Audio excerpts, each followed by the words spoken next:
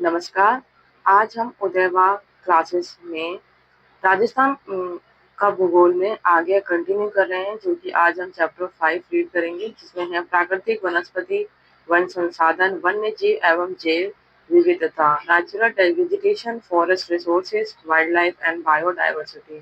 प्रगति प्रदत्त उपहारों में प्राकृतिक वनस्पति एक महत्वपूर्ण उपहार है, जो प्रदेश के प्राकृतिक पर्यावरण को निर्धारित एवं नियंत्रित करता है। यहाँ यह एक प्रमुख भौगोलिक तत्व है, जिसका प्रभाव एक और अन्य प्राकृतिक तत्व जैसे जलवायु, मृदा आदि पर प्रत्यक्ष रूप से होता है। तो दूसरी ओर यह मानवीय क्रियाओं को प्रभावित करता है। यही नहीं, अपितु यह एक आर्थिक संसाधन भी है, अर्थात इससे मानव अनेक प्रकार की वस्तुएं प्राप्त करता है, जैसे लकड़ी, गोंद, लाख, कत्था, जड़ी बूटियां, कंद मूल, पत्तियां, शहद, मोम आदि।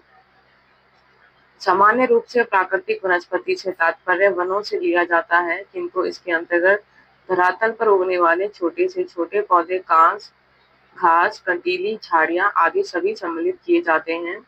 एक समय था जब वनों का विस्तार पर्याप्त था, किंतु सभ्यता के विकास, नगरीकरण और विशेषकर मानव द्वारा अनियंत्रित दोहन के कारण वनों का विस्तार सीमित होता जा रहा है, जो चिंता का विषय है, क्योंकि इसका सीधा प्रभाव पर्यावरण पर पड़ रहा है। वह जहाँ एक और जलवायु को नियंत्रित करते हैं, मृदा को संरक्षित करते हैं, तो दूसरी ओर जलवायु प्रदूषण को भी नियंत्रित करते हैं। ये तथ्य राजस्थान के संदर्भ में अधिक महत्वपूर्ण है, क्योंकि यहाँ वनों का विस्तार सीमित है और विनाश की तीव्र गति से हो रहा है। वन विस्तार एवं नियंत्रण कारक। राजस्थान की प्राकृतिक संरचना इस प्रकार की है कि यहाँ भारत के अन्य राज्यों की तुलना में वनों का विस्तार अपेक्षाकृत कम है। राष्ट्रीय वन नीति के अंतर्गत वनों का क्षेत्र 23.33% होने की अपेक्षा की गई है, किंतु राजस्थान इस प्रतिशत से बहुत पीछे है। यहाँ मार्च 2011 में मात्र 9.55% क्षेत्र पर वनों का विस्तार है। 2019 में भारतीय वन सर्वेक्षण की रिपोर्ट के अनुसार राजस्थान में वन क्षेत्र 9.597% है, जो भारत के वन क्षेत्र का 4.28% है। विगत वर्षों में राज्यों में वनों का विस्तार तालिका 5.1 में अग्रांकित रूप में दर्शाया गया है। राजस्थान के वनों के अंतर्गत क्षेत्र, तो ये क्षेत्र दे हुए हैं, तो ये हमारे चेंज हो जाते हैं। तो आगे हम कंटिन्यू करते हैं। उपयुक्त तालिका से स्पष्ट है कि राजस्थान में वनों का विस्तार सीमित है, किंतु यह वन विस्तार सभी जिलों में समान न होकर भिन्नता रखते हैं। निम्नांकित तालिका 5.2 राज्य में जिलानुसार वनों की स्थिति स्पष्ट करती है। राजस्थान में जिलेवार वनों का विस्तार, इसमें हम आगे कंटिन्यू कर रहे हैं। दी गई तालिका 5.2 से स्पष्ट होता है कि राजस्थान में 31 मार्च 2023 में 32,921 वर्ग किलोमीटर क्षेत्रों में वनों का विस्तार है। इसमें 36.99% आरक्षित वन, 56.91% रक्षित वन व 6.50% अवर्गीकृत वन सम्मिलित हैं। प्रदेश में सर्वाधिक वन क्षेत्र उदयपुर जिले में 4,161.92 वर्ग किलोमीटर है। सबसे कम वन क्षेत्र चूरू जिले में मात्र 79.91 वर्ग किलोमीटर क्षेत्र पर वन है। इस सीमित विस्तार के लिए एक और भौगोलिक कारण उत्तरदायी है, तो दूसरी ओर मानवीय। वनों को प्रभावित करने वाले कारक निम्नलिखित हैं। पहला, जलवायु। राजस्थान में वनों के विकास एवं वितरण को नियंत्रित करने वाला सर्वाधिक महत्वपूर्ण कारक जलवायु है। राजस्थान के अधिकांश भाग पर शुष्क एवं अर्धशुष्क मरुस्थलीय जलवायु है। अरावली पर्वत के पश्चिम में थार का मरुस्थल रेत का अथाह सागर है, जहाँ दूर दूर तक वृक्षों के दर्शन नहीं होते। मात्र कंटीली झाड़ियां, छोटे वृक्ष, खजूर ही बाड़मेर, जैसलमेर, जोधपुर, नागौर, बीकानेर जिलों की वनस्पति हैं। इसी प्रकार जालोर, पाली, झुंझुनू, सीकर आदि अर्धशुष्क जिलों में भी प्राकृतिक वनस्पति के रूप में खेजड़ा, बबूल, कीकर, थोक, खैर व अन्य कटीले वृक्ष पाए जाते हैं। वर्षा काल में कहीं कहीं घास भी उग जाती है तो ग्रीष्म में सूख कर कठोर हो जाती है।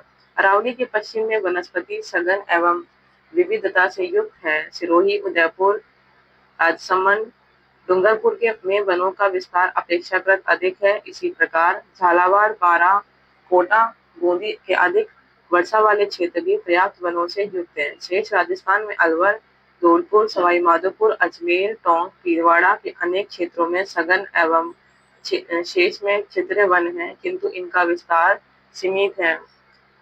दूसरा पॉइंट है उच्चावच। द्वितीय नियंत्रक कारक उच्चावच है, जो प्राकृतिक वनस्पति के का संरक्षक एवं विविधता के कारण होता है।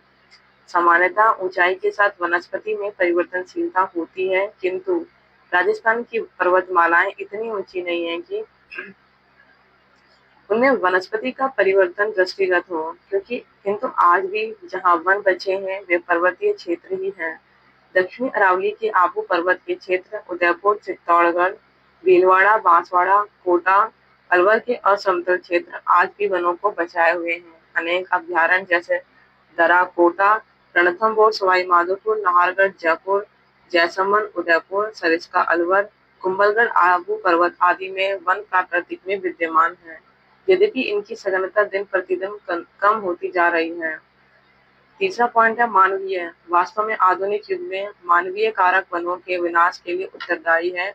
कृषि हेतु, अधिवासों हेतु, सड़क निर्माण अथवा अन्य निर्माण कार्य हेतु भूमि प्राप्त करने हेतु वनों को काटा जाता है। यही नहीं, अभी तो ईंधन एवं इमारती लकड़ी हेतु वनों का सर्वाधिक विनाश हो रहा है। मनुष्य अपनी स्वार्थपरता के कारण निर्दयता से वनों का विनाश कर रहा है। यद्यपि केंद्रीय एवं राज्य प्रशासन न केवल वनों को विनाश से बचाने हेतु प्रयत्नशील है तथा वन संरक्षण हेतु अनेक वृक्षारोपण एवं वानिकी कार्यक्रम चला रहे हैं, किंतु प्रगति अपेक्षानुरूप नहीं है। राजस्थान में वनों का वितरण। वनों के प्रकार। राजस्थान में जलवायु एवं उच्चावच की क्षेत्रीय भिन्नता के कारण प्राकृतिक वनस्पति में भी भिन्नता पाई जाती है। प्रशासनिक दृष्टि से राजस्थान के वनों को निम्नलिखित 3 श्रेणियों एवं उनका क्षेत्र वन विभाग के प्रशासनिक प्रतिवेदन 2023-24 के अनुसार निम्न प्रकार से हैं। आरक्षित वन रिजर्व फॉरेस्ट 12,178.03 वर्ग किलोमीटर है। दूसरा है रक्षित वन प्रोटेक्टेड फॉरेस्ट 18,605.18 वर्ग किलोमीटर है। अवर्गीकृत वन अनक्लासिफाइड फॉरेस्ट 2137.79 वर्ग किलोमीटर है। फर्स्ट है आरक्षित वन। इन वनों पर पूर्ण सरकारी नियंत्रण होता है। इनमें लकड़ी काटना, पशु चारण आदि पर प्रतिबंध होता है। वर्ष 2023-24 में राज्य में 12,178.03 वर्ग किलोमीटर क्षेत्र पर आरक्षित वन थे, जो कुल वन क्षेत्र के का 36.99% थे। रक्षित वन, इनमें लकड़ी काटने, पशुचारण की सुविधा सीमित रूप से दी जाती है तथा इनको सुरक्षित रखने का भी प्रयत्न किया जाता है। इस प्रकार के वनों का क्षेत्र सन 2023-24 में 8,605.18 वर्ग किलोमीटर है, जो कुल वन क्षेत्र का 56.51% थे। अवर्गीकृत वन, इनमें विशेष वन सम्मिलित होते हैं जिन पर सरकार का कोई नियंत्रण नहीं होता है। इस प्रकार के वनों का विस्तार 2023-24 में 2,137.79 वर्ग किलोमीटर क्षेत्र पर है, जो कुल वन क्षेत्र का 6.50% था। भौगोलिक दृष्टि से वनस्पति की प्रकृति एवं उनमें उपलब्ध वनस्पति समूह के आधार पर राजस्थान के वनों को 3 वृहद श्रेणियों में निम्न प्रकार विभक्त किया जा सकता है। उष्णकटिबंधीय कंटीले वन ट्रॉपिकल थॉर्न फॉरेस्ट, उष्णकटिबंधीय शुष्क पतझड़ वाले one tropical dry deciduous forest, उप उष्ण पर्वतीय वन सब ट्रॉपिकल हिली फॉरेस्ट। उष्णकटिबंधीय कंटीले वन, इस प्रकार के वन पश्चिमी राजस्थान के शुष्क एवं अर्धशुष्क प्रदेशों में हैं। इन्हें मरुस्थलीय वनस्पति के नाम से जाना जाता है। इनमें कांटेदार वृक्ष एवं झाड़ियां प्रमुख होती हैं। जैसलमेर, बाड़मेर, बालोतरा, जोधपुर, बीकानेर, नागौर, चूरू, सीकर, झुंझुनू, जालोर आदि जिलों में इस प्रकार की वनस्पति की प्रधानता होती है। इसमें रेतीले मैदानों में झाड़ियों की प्रधानता रहती है, जबकि अर्धशुष्क भागों में खेजड़ा, रोहिड़ा, बेर, बबूल, कैर आदि के वृक्ष मिलते हैं। इनमें खेजड़ा एक बहुउपयोगी वृक्ष है, जिसे राज्य वृक्ष का दर्जा दिया गया है। उष्णकटिबंधीय शुष्क पतझड़ वाले वन, इस प्रकार के वन अरावली पर्वत श्रेणी के उत्तरी और पूर्वी ढालों पर विशेषकर अलवर, भरतपुर, धौलपुर जिलों में छोटे छोटे क्षेत्रों में फैले हैं। इस प्रकार के वन सिरोही, उदयपुर,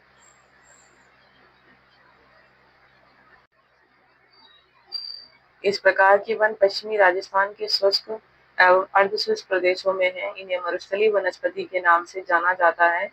इनमें कांटेदार वृक्ष एवं झाड़ियां प्रमुख होती हैं। जैसलमेर, बाड़मेर, बालोतरा, जोधपुर, बीकानेर, नागौर, चूरू, सीकर, झुंझुनू, जालोर आदि जिलों में इस प्रकार की वनस्पति की प्रधानता होती है। इसमें रेतीले मैदानों में झाड़ियों की प्रधानता रहती है, जबकि अर्धशुष्क भागों में खेजड़ा, रोहिड़ा, बेर, बबूल, कैर आदि के वृक्ष मिलते हैं। इनमें खेजड़ा एवं एक बहुउपयोगी वृक्ष है, जिसे राज्य वृक्ष का दर्जा दिया गया है।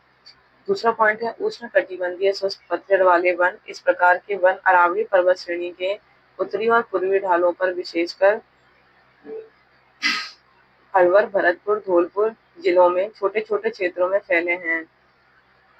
इस प्रकार के वन सिरोही, उदयपुर, सलूम्बर, अजमेर, चित्तौड़गढ़ जिलों में हैं। इसी प्रकार के मिश्रित वन दक्षिणी पूर्वी राजस्थान के कोटा, बारां, झालावाड़, बूंदी, सवाई माधोपुर और डूंगरपुर, बांसवाड़ा, चित्तौड़गढ़ जिले में भी विस्तृत हैं। इन वनों में विविध प्रकार के उपयोगी वृक्ष जैसे धोपड़ा, गूलर, आम, बरगद, प्लास, बांस, आंवला, ओक, थोर, कैर, तंदूर, समेल, सीमल आदि मिलते हैं। दक्षिणी राजस्थान के वनों में सागवान की उपयोगी लकड़ी अत्यधिक उपलब्ध है। वृक्षों के साथ साथ अनेक प्रकार की झाड़ियां एवं घास भी इन वनों में मिलते हैं। उप उष्ण पर्वतीय वन, इस प्रकार के वन राजस्थान में केवल सिरोही जिले के आबू पर्वतीय क्षेत्र में प्रधानता से मिलते हैं। इन वनों में सदाबहार एवं अर्ध सदाबहार वनस्पति होती है। उपयुक्त वर्गीकरण के अतिरिक्त सामान्य रूप से राजस्थान की वनस्पति के प्रमुख प्रकार हैं शुष्क सागवान वन, शुष्क पतझड़ वन, मिश्रित पतझड़ वन, सालर वन, ढाक अथवा पलास वन, मरुस्थलीय वनस्पति एवं उप उष्ण सदाबहार वन। इसके अतिरिक्त सिंचित प्रदेशों में क्षेत्रीय आवश्यकता की दृष्टि से वृक्षों को लगाया जा रहा है। जैसे गंगानगर जिले में शीशम के वृक्ष पर्याप्त हैं, जिनका उपयोग इमारती लकड़ी के रूप में किया जा रहा है। वनों का आर्थिक महत्व, वन एक और प्राकृतिक सुंदरता में अभिवृद्धि कर पर्यावरण को शुद्ध करते हैं, जलवायु को सम बनाते हैं तथा तापमान को अधिक एवं कम होने से रोकते हैं तथा आर्द्रता में वृद्धि कर वर्षा में सहायक होते हैं। वहीं दूसरी ओर वनों में अनेक प्रकार की उपजें प्राप्त होती हैं।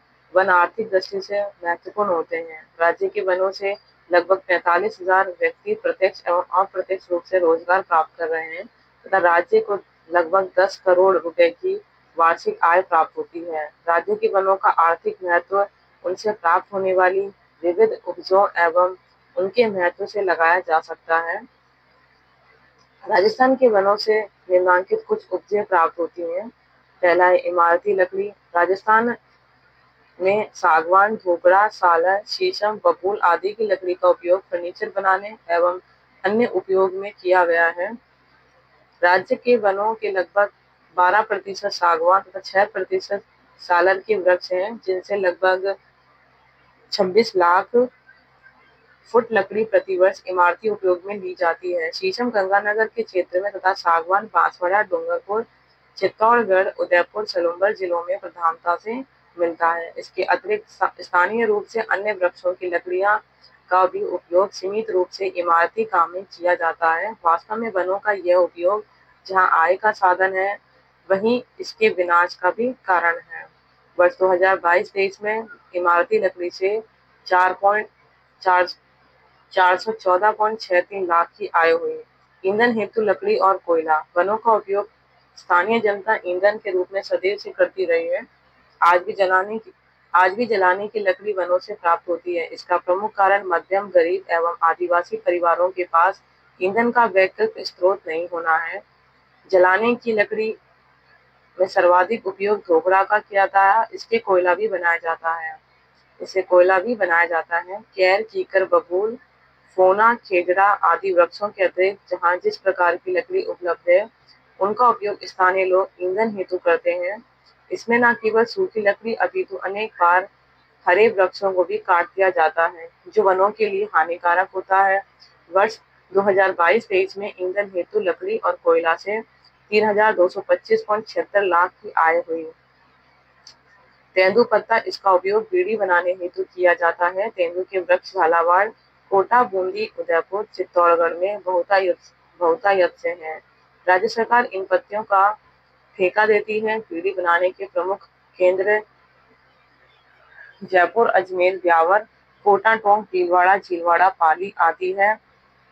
इससे पर्याप्त रोजगार उपलब्ध होता है। वर्ष 2022-23 में तेंदुपत्ते से 4,654.48 लाख रुपए की आय हुई। बांस, इसका उपयोग टोकरी, चारपाई, झोपड़ी, कागज एवं फर्नीचर बनाने में किया जाता है। बांसवाड़ा, उदयपुर, सलूम्बर, चित्तौड़गढ़, सिरोही तथा भरतपुर जिलों में बांस उपलब्ध है। 2022-23 में बांस बिक्री से 360.08 लाख रुपए की आय हुई। गोंद, कत्था एवं लाख, वनों से प्राप्त उपजों में गोंद, कत्था एवं लाख प्रमुख है। गोंद अनेक वृक्षों जैसे खेजड़ा, बबूल, ढाक, नीम, पीपल आदि से प्राप्त किया जाता है।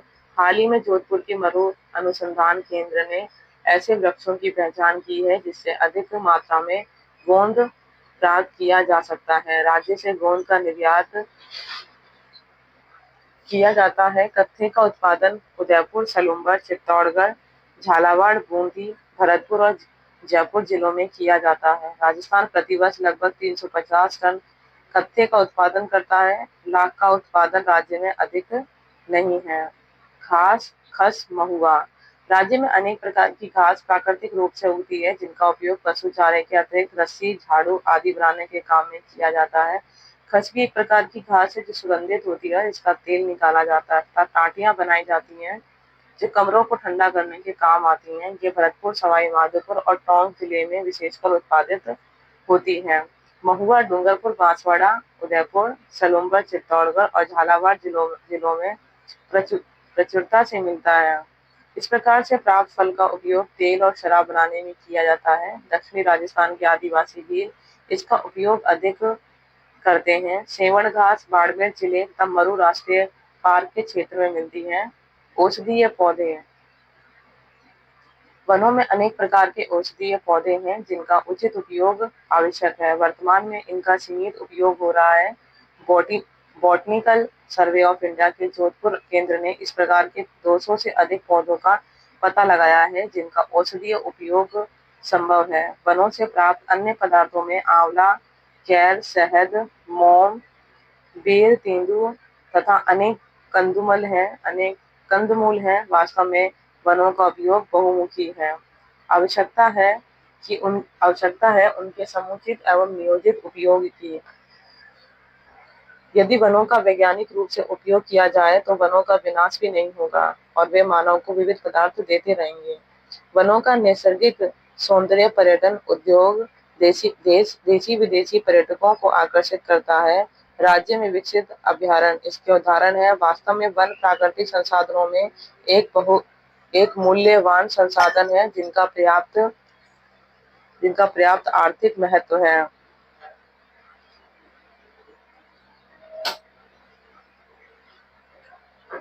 वन संरक्षण एवं संवर्धन, फॉरेस्ट कन्वर्जन एंड डेवलपमेंट।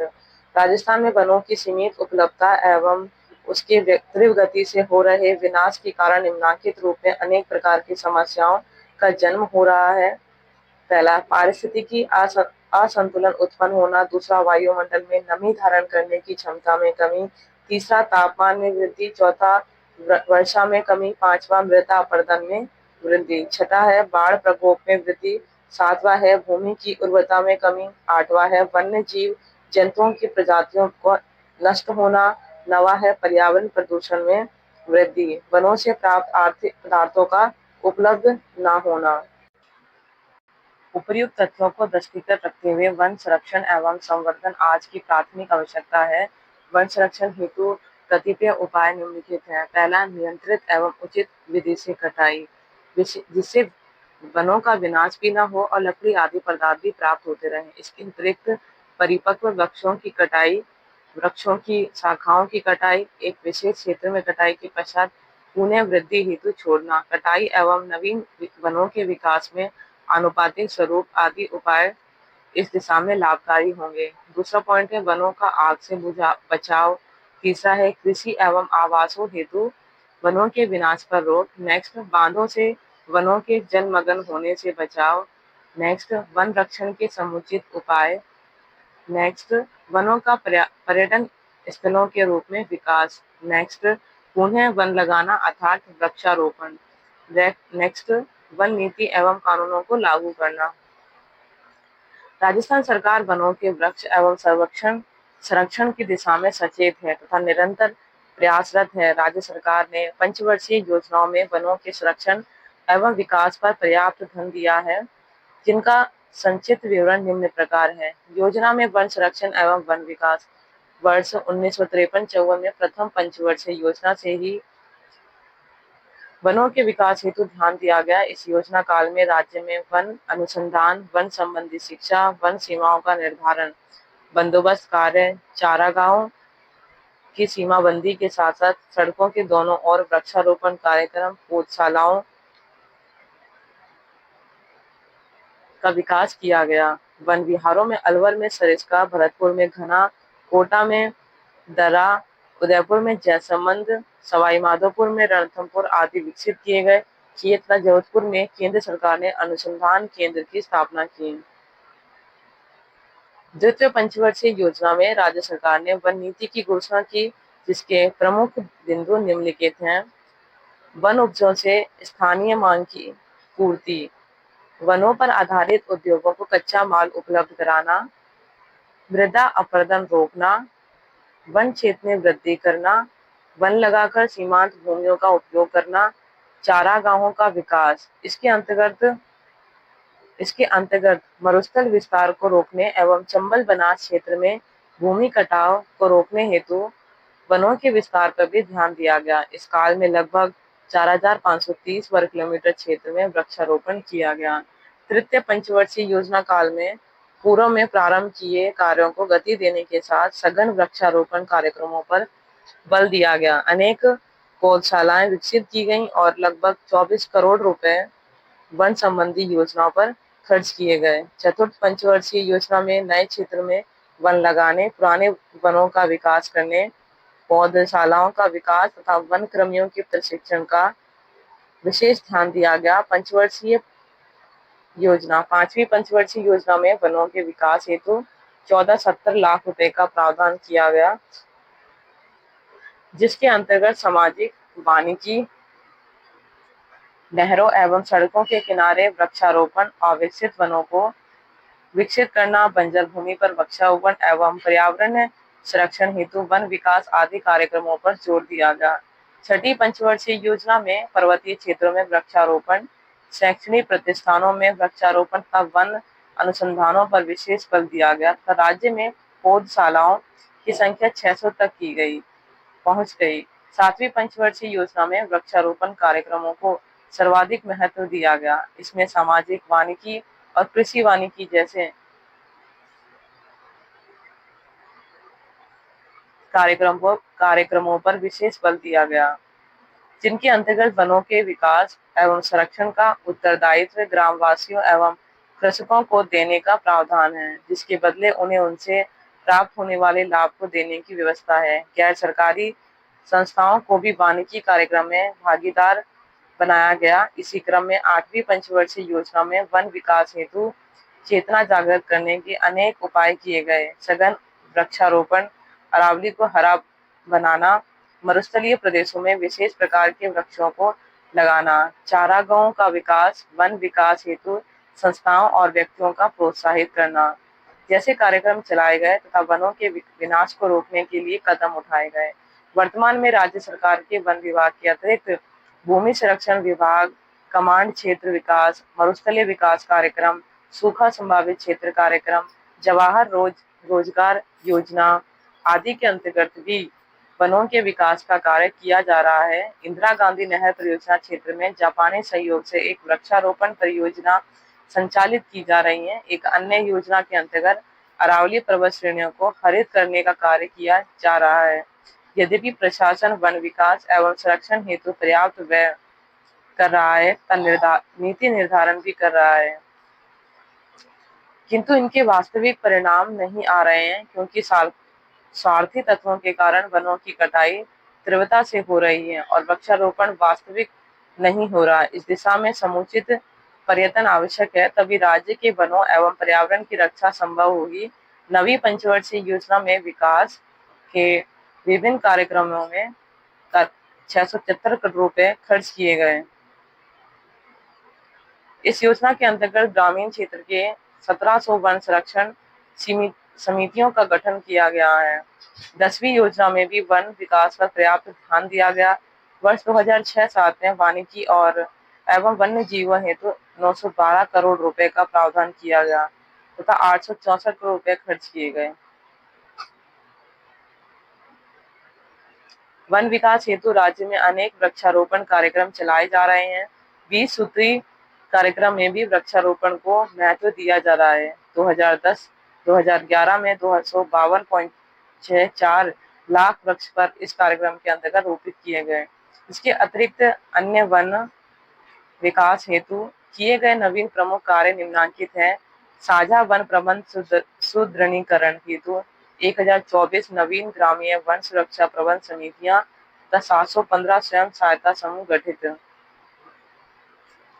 वनों के संरक्षण एवं प्रबंधन हेतु village forest protection and management committees तथा इको डेवलपमेंट कमिटीज का गठन किया गया है। राष्ट्रीय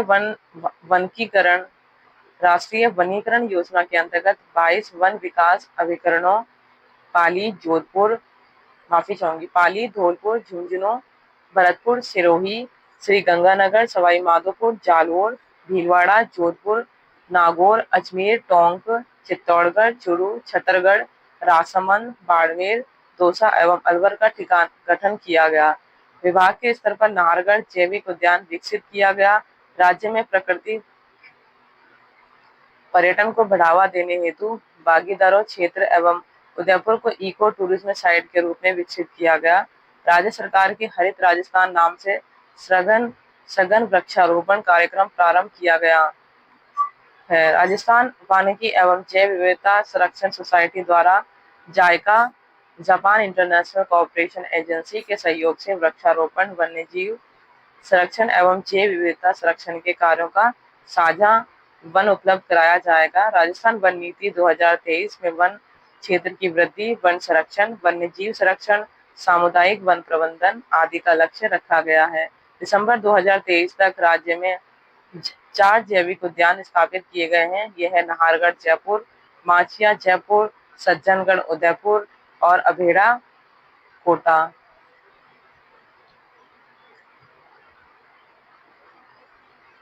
औषधीय पौधों के संरक्षण के लिए 9 मेडिसिनल प्लांट कंजर्वेशन एरिया स्थापित किए गए हैं। राजस्थान के वन्य जीव, वाइल्ड लाइफ इन राजस्थान। वनों के समान वनों में निवास करने वाले वन्य जीव प्राकृतिक पर्यावरण के अभिन्न अंग है तथा जैव विविधता के प्रतीक हैं। राजस्थान की भौगोलिक पर्यावरण की विविधता अर्थात जलवायु, उच्चावच वनस्पति, मृदा, जलराशियों की भिन्नता के कारण यहाँ विविध प्रकार के वन्य जीवों का आवास है, किंतु इन वन्य जीवों को वर्तमान में संकट का सामना करना पड़ रहा है। यहाँ तक कि कई जीवों के अस्तित्व को भी खतरा उत्पन्न हो गया है। राज्य में एक और जहाँ जंगली जानवरों की विविधता है, तो दूसरी ओर शाकाहारी जीव तथा रेंगने वाले जीव भी हैं तथा विविध प्रकार के पक्षी यहाँ देखे जा सकते हैं। 2019 की वन्य जीव गणना के अनुसार राज्य में कुल 2,52,342 वन्य जीव हैं। मांसाहारी पशुओं में बाघ, तेंदुआ, खरगोश, जरख, जंगली बिल्ली, बिज्जू, भेड़िया, शिकार, सियार, लोमड़ी, जंगली कुत्ता आदि हैं। बाघ मुख्यतः अलवर, सवाई माधोपुर, धौलपुर, भरतपुर, करौली, कोंटा, झालावाड़, सिरोही, चित्तौड़गढ़, उदयपुर, बूंदी तथा डूंगरपुर के जंगलों में पाए जाते हैं, जबकि पैंथर सिरोही, उदयपुर, भीलवाड़ा, डूंगरपुर, करौली, झालावाड़, कोटा एवं अजमेर जिलों में पाए जाते हैं। तेंदुआ मुख्यतः भरतपुर, अलवर, जालोर, उदयपुर तथा चित्तौड़गढ़ जिलों में है। शाकाहारी पशुओं में काला हिरण, चिंकारा, सांबर, नीलगाय, चीतल, चौसिंगिया, भालू, जंगली सुअर, खरगोश, बंदर, लंगूर प्रमुख हैं। काला हिरण चुरू, भरतपुर, डीग, सिरोही,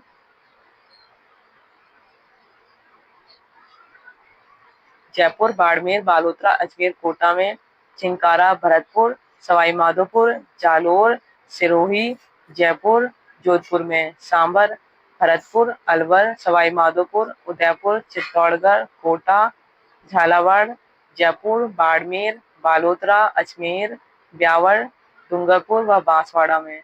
नीलगाय किशनगढ़, करौली, भरतपुर, झालावाड़, जोधपुर, कोटा, गंगानगर में। चीतल भरतपुर में। अनेक जिलों में वन जहां वन एवं झाड़ियां हैं, खरगोश आदि दिखे जा सकते हैं। राजस्थान का राज्य पक्षी घोड़ावण है, जो दुर्लभ प्रजाति की श्रेणी में है। यह बाड़मेर, जोधपुर, जैसलमेर, बीकानेर क्षेत्रों में है। इसके अतिरिक्त मोर, तीतर, काला तीतर, तीजोर, बटेर, सारस, बुलबुल, नीलकंठ, दैयर, बाज, गिद्ध, मैना, तोता, कबूतर, चील, कौवा आदि अनेक पक्षी हैं। घना के पक्षी विहार को पक्षियों का सर कहा जाता है। यहाँ का मुख्य आकर्षण प्रवासी साइबेरियन क्रेन है, जो यहाँ शीतकाल में आते हैं। इसी प्रकार फलोदी के निकट खिंचन में कुर्जा पक्षियों का प्रवास पर्यटकों के लिए आकर्षण का केंद्र है। वास्तव में राजस्थान जंगली पशु पक्षियों की विविधता का स्रोत है। यहाँ के वन्य जीवों की संख्या निम्नांकित तालिका 5.3 में प्रदर्शित है।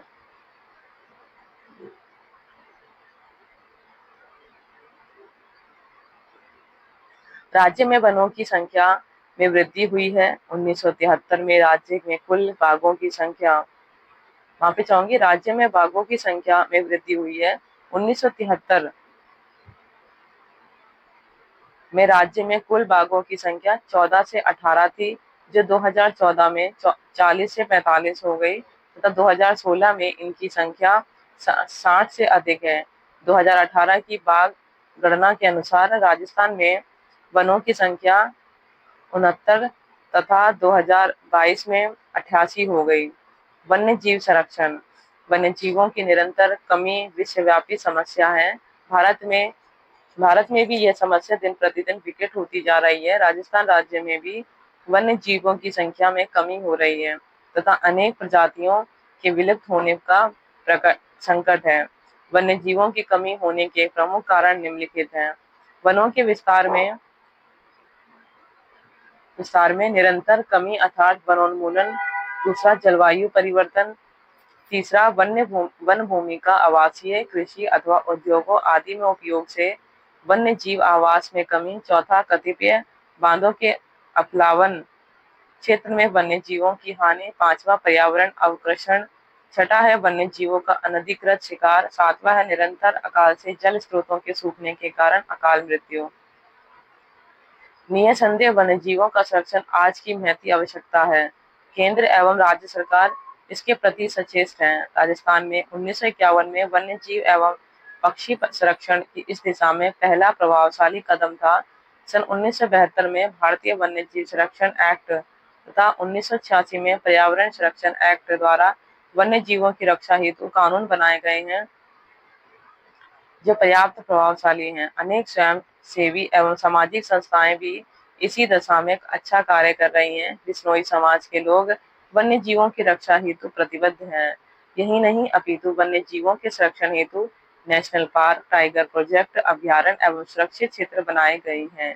वन्य जीवों के प्रति जागरूकता हेतु राज्य सरकार के वन विभाग ने मार्च 2016 में प्रत्येक जिले के लिए एक वन्य जीव शुभंकर मास्कोट घोषित किया है, जो तालिका 5.4 में प्रदर्शित है।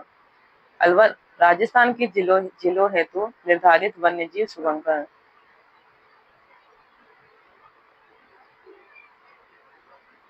अलवर सांभर शुभंकर है, अजमेर में खरमोर पक्षी, बाड़मेर में मरू लोमड़ी लौंकी, बारा में मगर, भीलवाड़ा में मोर, बांसवाड़ा में जलपीपी, भरतपुर में सारस क्रेन, बीकानेर में भटतीतर, बूंदी में सुरखाव, चूरू में कृष्ण मृग, दौसा में खरगोश, धौलपुर में पचीरा, इंडियन स्कीमर, चित्तौड़गढ़ में धोसिंगा, डूंगरपुर में जांगिल, जालोर में भालू, जैसलमेर में गोडावण, जोधपुर में कुरंजा, जयपुर में मृग, झुंझुनू में काला तीतर, झालावाड़ में गागरूनी तोता,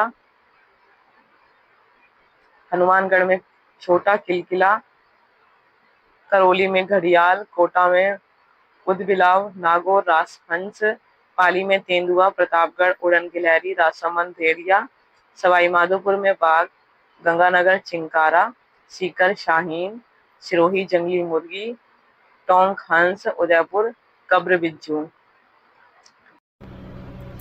जैव विविधता बायोडायवर्सिटी। जैव विविधता अर्थात जीवों अथवा जीवन की विविधता अथवा भिन्नता जो क्षेत्रीय, राष्ट्रीय एवं वैश्विक स्तर पर मिलती है। सामान्य रूप से जैव विविधता से अभिप्राय जीव मंडल में पाए जाने वाले जीवों की विभिन्न जातियों की विविधता से है। जैव विविधता का विस्तार मृदा में उपस्थित सूक्ष्म जीवाणु से लेकर हाथी जैसे विशालकाय प्राणियों, सूक्ष्म लाइकेन से लेकर विशालकाय रेडवुड वृक्षों तक तथा सूक्ष्म प्राणी प्लांक्टन से लेकर स्थूलकाय व्हेल तक पाया जाता है। यह विविधता आनुवंशिक, जेनेटिक, जाति, स्पाइसीज एवं पारिस्थितिकी तंत्र इकोसिस्टम प्रकार की होती हैं, जो पर्यावरण संतुलन में महती भूमिका निभाती हैं। राजस्थान क्षेत्रफल की दृष्टि से भारत का सबसे बड़ा राज्य है और भौगोलिक दृष्टि से विविधता से युक्त है। यहाँ का आधे से अधिक क्षेत्र शुष्क एवं अर्ध शुष्क मरुस्थलीय प्रदेश है। तो मध्य में अरावली की पर्वत श्रेणियों का विस्तार है। पूर्वी प्रदेश नदियों में निर्मित मैदानी भाग है, जबकि दक्षिण पूर्वी क्षेत्र पठारी है।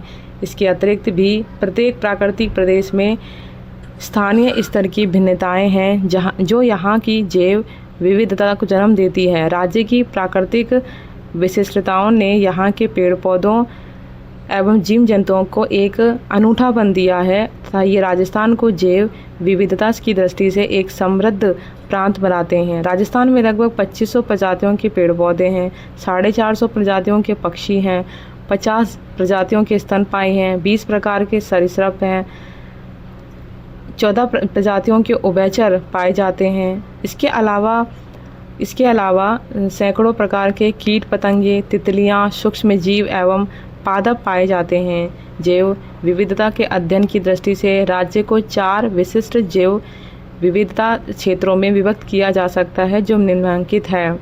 तो पहला दे रखा है कि अरावली मरु अथवा मरुस्थलीय प्रदेश, दूसरा है अरावली पर्वतीय प्रदेश, तीसरा है पूर्वी मैदानी प्रदेश, चौथा है दक्षिण पूर्वी पठारी प्रदेश।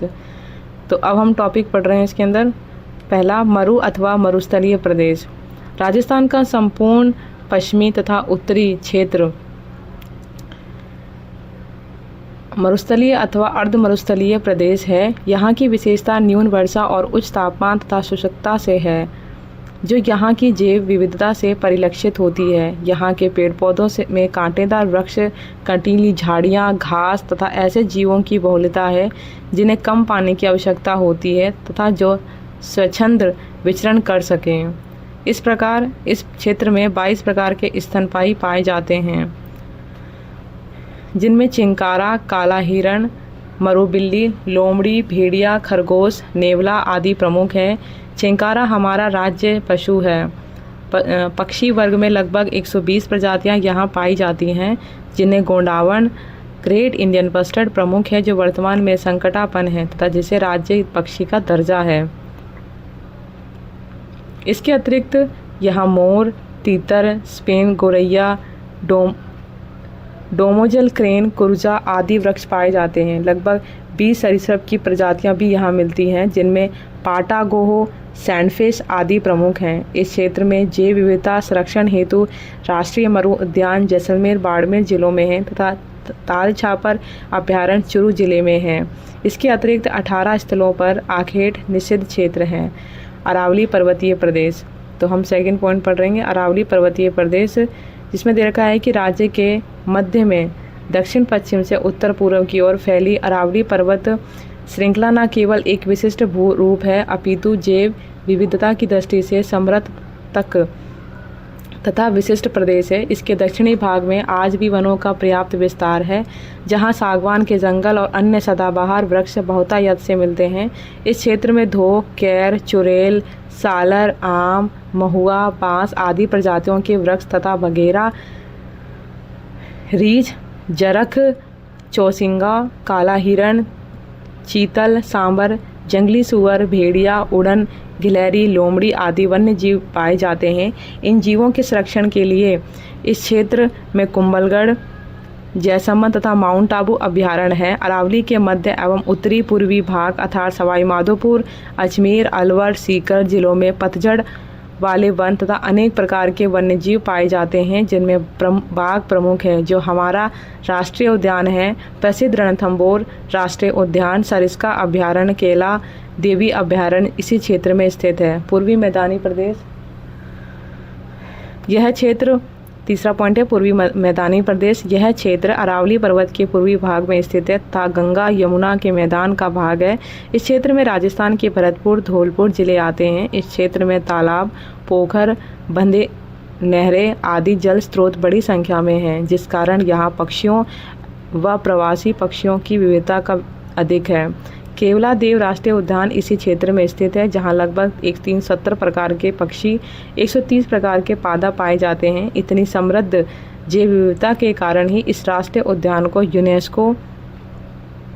यूनेस्को द्वारा विश्व प्राकृतिक धरोहर घोषित किया गया। इसके अतिरिक्त यहाँ वन विहार अभ्यारण्य, बंद बारेठा अभ्यारण्य भी जैव विविधता संरक्षण हेतु बनाए गए हैं। चौथा पॉइंट है दक्षिणी पूर्वी पठारी प्रदेश। यह क्षेत्र हाड़ौती के पठार के नाम से जाना जाता है। यहाँ एक और मुकंदरा और बूंदी की पहाड़ियाँ हैं, तो दूसरी ओर चंबल नदी का क्षेत्र, जहाँ जलीय विविधता पाई जाती हैं। मुकंदरा हिल्स को राष्ट्रीय उद्यान का दर्जा प्रदान किया गया है। इसमें दर्रा वन्यजीव अभ्यारण्य, जवाहर सागर वन्यजीव अभ्यारण्य तथा राष्ट्रीय चंबल वन्यजीव अभ्यारण्य सम्मिलित हैं। चंबल क्षेत्र में मगरमच्छ, घड़ियाल, डॉल्फिन, कछुए, विविध प्रकार की मछलियाँ, केकड़े आदि हैं। मुकुंदरा राष्ट्रीय उद्यान में वन्य जीवों के अतिरिक्त अनेक पादपीय विविधता है। इस क्षेत्र में जैव विविधता संरक्षण हेतु रामगढ़ अभ्यारण्य, बस्सी अभ्यारण्य, शेरगढ़ अभ्यारण्य तथा राष्ट्रीय चंबल घड़ियाल अभ्यारण्य बनाए गए हैं। उपयुक्त प्रमुख जैव विविधता प्रदेशों के अतिरिक्त राजस्थान में खारे पानी की झीलें हैं, यथा सामर झील एवं पचपदरा झील तथा इंदिरा गांधी नहर, जो लगभग 640 किलोमीटर में विस्तृत है। अनेक झीलें, जलाशय, आंतरिक जल प्रवाह क्षेत्र, बांधों के भराव क्षेत्र आदि में भी जैव विविधता दृष्टिगत होती है।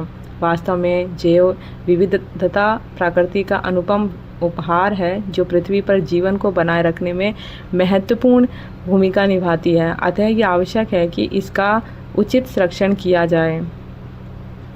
जैव विविधता का संरक्षण, कंजर्वेशन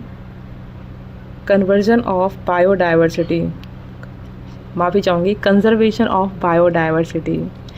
जैव विविधता वर्तमान में संकटग्रस्त है। इसके निरंतर विलुप्त होने अथवा इसमें कमी होने के प्रमुख कारण हैं। पहला, प्राकृतिक आवासों का नष्ट होना अथवा कम होना। दूसरा है जलवायु परिवर्तन। तीसरा है पर्यावरणीय प्रदूषण। चौथा, प्राकृतिक संसाधनों का अनियंत्रित दोहन। पांचवा है विदेशी प्रजातियों का आक्रमण। छठा है कीटनाशकों का अतिशय प्रयोग। सातवां है शिकार एवं आठवां है अंधविश्वास एवं अज्ञानता आदि।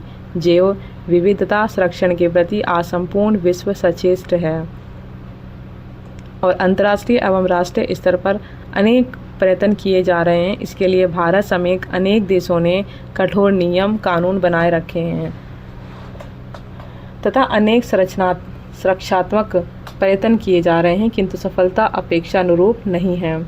जैव विविधता संरक्षण निम्न 2 प्रकार से किया जाता है। एक तो पहला है स्वह स्थानीय संरक्षण इन सितु कंजर्वेशन। इसके अंतर्गत प्राकृतिक आवासों में ही मानव द्वारा प्रदत्त अनुरक्षण किया जाता है। चयनित प्राकृतिक आवास में अनुकूल परिस्थितियां उपलब्ध कराई जाती हैं। भारत में इसके अंतर्गत जीव मंडल, रिजर्व, राष्ट्रीय उद्यान, अभयारण्य एवं संरक्षण क्षेत्र बनाए गए हैं। राजस्थान में भी इनको चिन्हित कर जैव विविधता का उचित संरक्षण किया जा रहा है। दूसरा पॉइंट है इसके अंदर बाह्य स्थानीय संरक्षण, एक्स सितु कंजर्वेशन। इसमें संकटग्रस्त पादप जीव जंतुओं को उनके प्राकृतिक आवास से बाहर कृत्रिम आवास में संरक्षण प्रदान किया जाता है। इसमें बॉटनिकल उद्यान, बीज बैंक, टिश्यू कल्चर लैब, चिड़ियाघर, एक्वारियम, जीन बैंक आदि से जैव विविधता संरक्षण किया जाता है। राजस्थान के राष्ट्रीय उद्यान, टाइगर रिजर्व, अभयारण्य एवं सुरक्षित क्षेत्रों का संक्षिप्त विवरण यहाँ प्रस्तुत है। राष्ट्रीय उद्यान एवं अभयारण्य। वर्तमान में राजस्थान में 5 राष्ट्रीय उद्यान हैं। यह हैं रणथंभौर, केवलादेव, सरिस्का, राष्ट्रीय मरु उद्यान एवं मुकुंदरा। इसके अतिरिक्त वन्यजीव अभयारण्य एवं संरक्षित क्षेत्र हैं। इनका संक्षिप्त विवरण यहाँ प्रस्तुत है।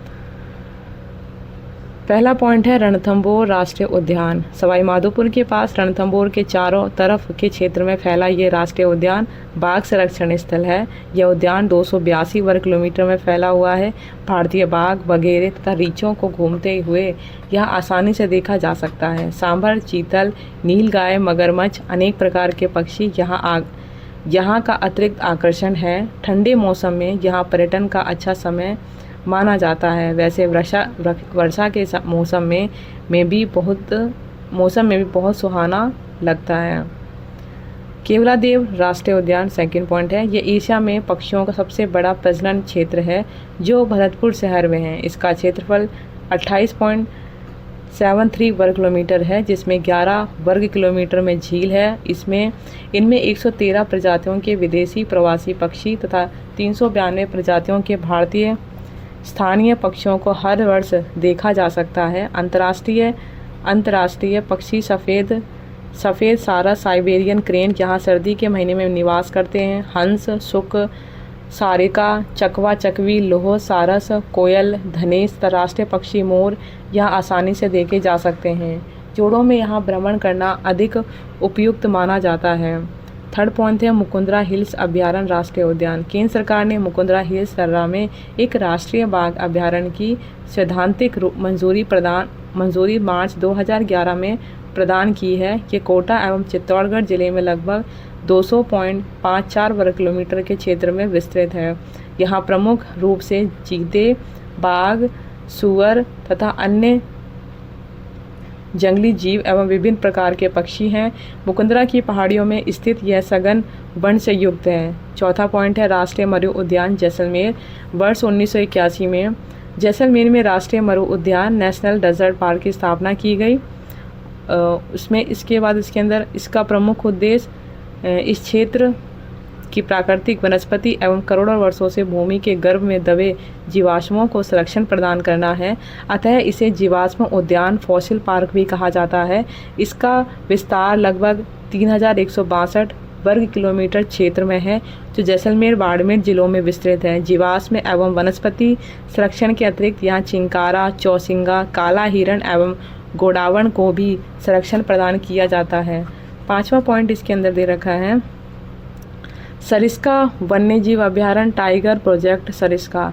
अलवर से 35 किलोमीटर दूर सरिस्का नामक स्थान पर स्वतंत्रता से पूर्वी एक पैलेस बनाकर वन्यजीव अभयारण्य पर प्रारंभ कर दिया गया था। राज्य सरकार ने 1955 में इसे विधिवत अभयारण्य घोषित किया और 1990 में इसे राष्ट्रीय उद्यान का स्तर दिया गया था। यहाँ केंद्र सरकार द्वारा बाघ परियोजना टाइगर प्रोजेक्ट प्रारंभ की गई।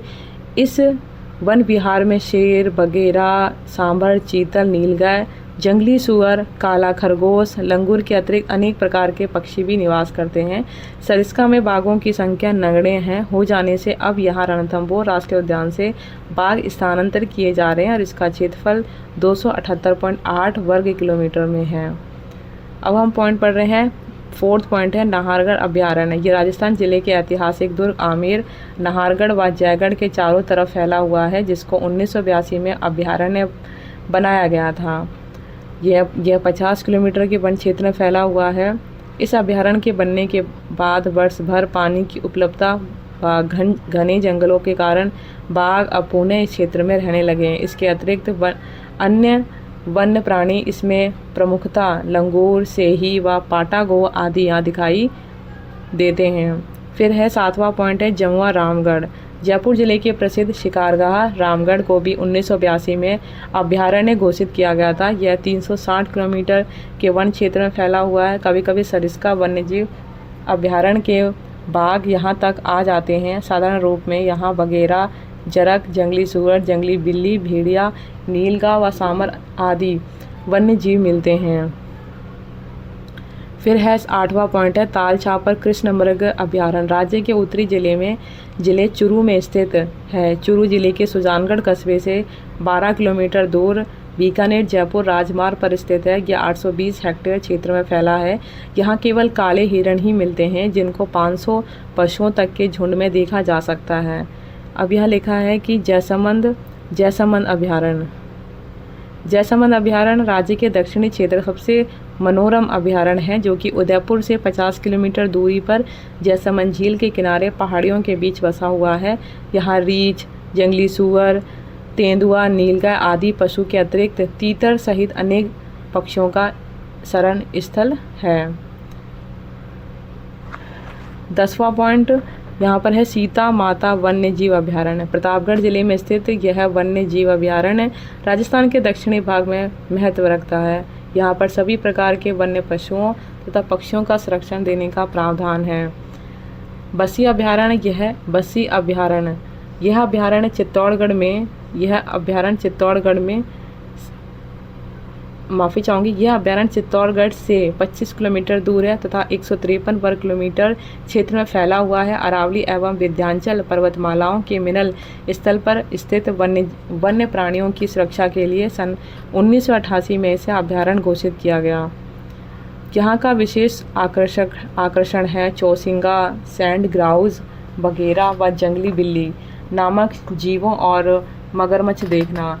फिर यहाँ पे लिखा हुआ है कि 12वां पॉइंट ये कहता है कि फुलवाड़ी की नाल अभयारण्य। अरावली पर्वतमालाओं के मध्य उदयपुर जिले के पिछड़े एवं शांत क्षेत्र फुलवाड़ी की नाल में स्थित यह अभयारण्य है।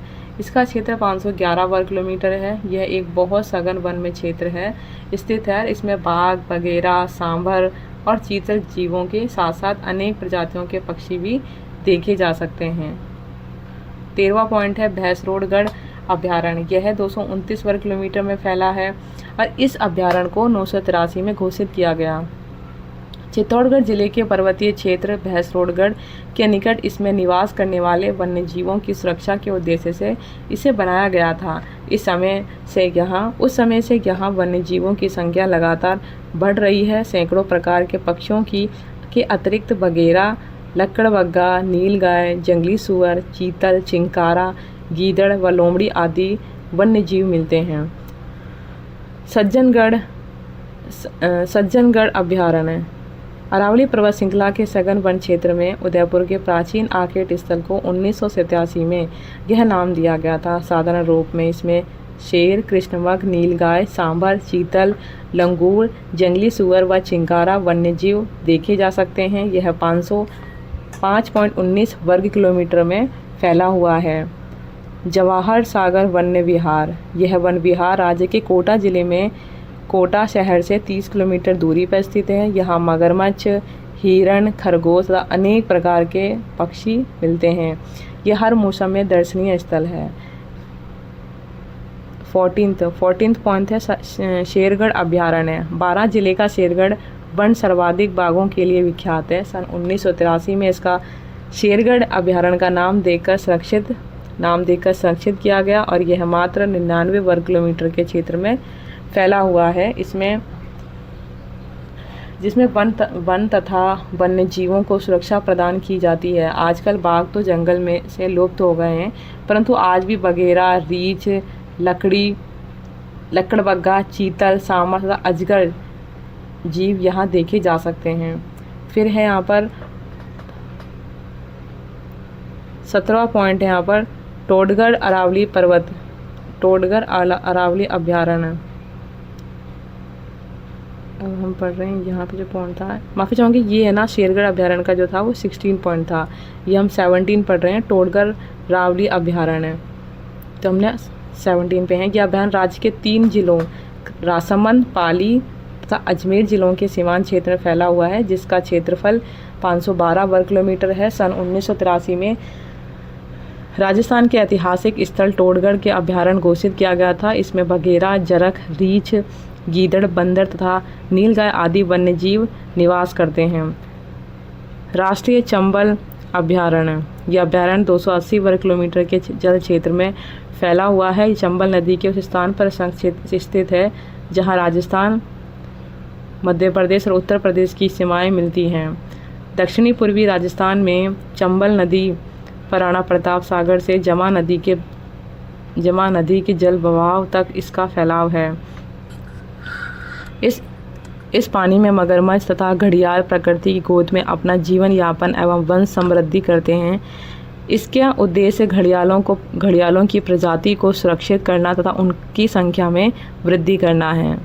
फिर यहाँ पर हमें पॉइंट दे रखा है 19वां point, Ramgarh Vishdhari tiger reserve, Ramgarh Vishdhari अभ्यारण्य।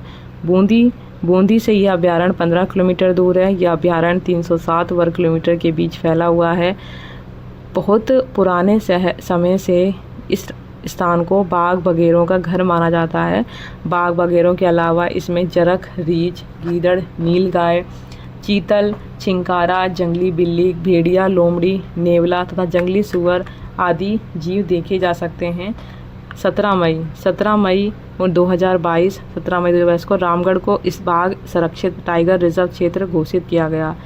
20 पॉइंट है बंद बारेठा अभ्यारण्य। यह अभ्यारण्य केवलादेव राष्ट्रीय उद्यान भरतपुर से 50 किलोमीटर दूर है। पुराने समय में अरावली पर्वतमालाओं में बहती नदियों को रोककर बारेठा स्थान पर एक बांध बनाया गया था। इसका क्षेत्रफल 193 वर्ग किलोमीटर है तथा अनेक प्रजातियों के वन्यजीव व पक्षी सुरक्षित हैं। 21वां पॉइंट है सवाई मानसिंह अभ्यारण्य। रणथंभौर राष्ट्रीय उद्यान से लगा हुआ यह वन क्षेत्र, जिसको 1984 में अभ्यारण्य के रूप में नाम दिया गया, 103 वर्ग किलोमीटर के क्षेत्र में फैला हुआ है। रणथंभौर जब इसकी दक्षता उसकी क्षमता से अधिक बाघ हो जाएंगे, तब उनको इन अभ्यारण्य में रखा जाएगा। अब भी यहाँ बाघ, बगेरा, नीलगाय, चीतल तथा सांबर जीवों को देखा जा सकता है। केला देवी अभ्यारण्य करौली के पास, यह अभ्यारण्य 376 वर्ग किलोमीटर के क्षेत्र में फैला है, जिसका नामकरण 1983 में किया गया था। यह पर्वतीय सघन वन क्षेत्र में स्थित है। रणथंभौर के जंगलों के पास होने के कारण वहाँ के बाघों की बढ़ती संख्या को यहाँ भविष्य में रखना संभव हो पाएगा। वर्तमान में यहाँ पर बगेरा, रीछ, जरख, सांवर, चीतल तथा नीलगाय आदि वन्य जीव मिलते हैं। नेक्स्ट है रामसागर वन्य विहार अभ्यारण्य। यह स्थल राजस्थान के पूर्वी जिले धौलपुर में आगरा मुंबई राष्ट्रीय राजमार्ग पर धौलपुर से 10 किलोमीटर दूर है। झील के किनारे बसा होने के कारण पानी के पास रहने वाले पक्षी भी मिलते हैं। यहाँ पर अनेक वन्यजीव जैसे कि जंगली सुअर, सांबर, नीलगाय, चीतल तथा तीतर, मोर देखे जा सकते हैं। यह हर मौसम में दर्शनीय स्थल है। नेक्स्ट आबू पर्वत अभ्यारण्य राज्य के दक्षिण पश्चिमी जिले सिरोही के माउंट आबू की पर्वतमालाओं के बीच स्थित यह बहुत ही सुंदर दर्शनीय स्थल है, जो कि 112 वर्ग किलोमीटर में फैला है। यह आबू रोड से 20 किलोमीटर दूर है। यहाँ पर रीछ, सुअर, सांबर, नीलगाय, खरगोश, जंगली मुर्गी, तीतर तथा अनेक पक्षी मिलते हैं। नेक्स्ट कुंभलगढ़ अभ्यारण्य। यह अभ्यारण्य राज्य के दक्षिणी जिले राजसमंद में आता है, जो अरावली पर्वतमालाओं में तथा उससे लगे मैदानी भागों में मिलते हैं। यह उदयपुर से 20 किलोमीटर दूर कुंभलगढ़ कस्बे के पास है। यहाँ पर तेंदुआ, भालू, सांबर, नीलगाय, चीतल व जंगली मुर्गा देखने को मिलते हैं। इसके पास में रणकपुर जैन मंदिर तथा कुंभलगढ़ का किला है जो अति दर्शनीय स्थल है। वन विहार, नेक्स्ट है वन विहार वन्यजीव अभ्यारण्य धौलपुर। नेक्स्ट है केसरबाग वन्यजीव अभ्यारण्य धौलपुर। नोट दे रखा है, केंद्रीय पर्यावरण, वन और जलवायु परिवर्तन मंत्रालय ने राज्य में 5वें बाघ संरक्षित क्षेत्र के रूप में धौलपुर करौली की स्वीकृति दी है तथा कुंभलगढ़ के लिए सैद्धांतिक सहमति दी है। संरक्षित क्षेत्र कंजर्वेशन रिजर्व तो तालिका 5.5 है। राजस्थान के संरक्षित क्षेत्र अगस्त 2024 तक। पहला है बीसलपुर, कहाँ है? टोंक के अंदर है। जोड़बीड़ गाड़वाल बीकानेर में, सुंदा माता जालोर सिरोही में, गुड़ा विश्नोइया जोधपुर में, शाकंभरी सीकर और झुंझुनू में, गोगेलाव नागौर में, बीड़ झुंझुनू में, रोटू नागौर में, उम्मेदगंज कोटा में, जवाई बांध लेपड़ पाली में, बंसियाल खेतड़ी नीम का थाना, जवाई बांध लेपड़ सेकंड जो है पाली में, बंसियाल खेतड़ी बागोर नीम का थाना, मनसा माता झुंझुनू, शाहबाद बारा, रणखार जालोर, शाहबाद तलहटी बारा, बिड़घास फुलिया खुर्द भीलवाड़ा, बाद दरो क्राकडाइल उदयपुर, बाड़ा खेड़ा सिरोही, भंजम्बली बारा, झराना आमागढ़ जयपुर, अरवन गांव अजमेर, सोरसन पहला बारा, सोरसन 2 बारा, सोरसन 3 बारा, हमीरगढ़ भीलवाड़ा, खींचन फलोदी, बांच आमली बारा, बालेश्वर नीम का थाना, गंगा भैरव घाटी अजमेर, भीड़ फतेहपुर सीकर, बीड़ मुहाना ए जयपुर, बीड़ मुहाना बी जयपुर, अमरख महादेव अजमेर, महासिर उदयपुर, आसोब भीलवाड़ा। तो ये हमारे 37 कंजर्वेशन रिजर्व हैं। मृगवन, राजस्थान राज्य में निम्नलिखित मृगवन हैं। अशोक विहार मृगवन, जयपुर शहर के अशोक विहार के बीच 12 हेक्टेयर के एक भूखंड को अशोक विहार मृगवन के नाम से विकसित है। इसके पास ही 7,500 वर्ग मीटर में एक और क्षेत्र विकसित किया जा रहा है। इसमें 24 हिरण व 8 चिंकारा संरक्षण हेतु छोड़े गए हैं।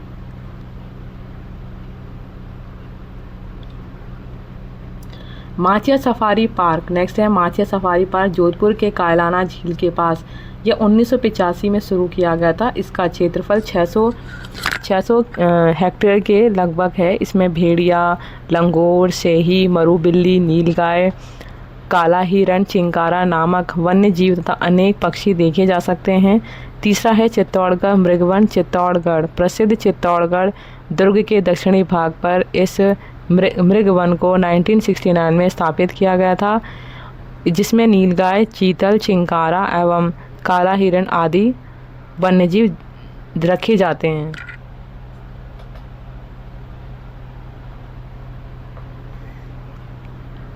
नेक्स्ट है पुष्कर मृगवन, पावन तीर्थ स्थल पुष्कर के पास प्राचीन पंचकुंड के निकट पहाड़ी क्षेत्र में ये मृगवन विकसित किया गया है। विकास के बाद 1985 में इसमें कुछ हिरण छोड़े गए थे, जिनको आज भी सुविधापूर्वक देखा जा सकता है। पांचवा है नेक्स्ट है संजय उद्यान मृगवन, लगभग 10 हेक्टेयर क्षेत्रफल में शाहपुरा जिला जयपुर के निकट राष्ट्रीय राजमार्ग पर यह उद्यान विकसित किया गया है। इसको ग्रामीण चेतना केंद्र के रूप में विकसित किया गया है। इसमें चिंकारा, नीलगाय, चीतल आदि वन्यजीव रहते हैं। नेक्स्ट है सज्जनगढ़ मृगवन, यह उदयपुर के सज्जनगढ़ क्षेत्र के पहाड़ी क्षेत्र में विस्तृत है। नेक्स्ट है अमृता देवी मृगवन, यह खेजड़ली जोधपुर जिला में है। वन्य जीवों के संरक्षण एवं उनको आवासों हैबिटेट को सुरक्षित करने हेतु अनेक प्रयास किए जा रहे हैं, जैसे कि वन्य जीवों प्रबंधन हेतु टास्क फोर्स की रिपोर्ट की क्रियान्वित करने हेतु एक कमेटी गठित की गई है।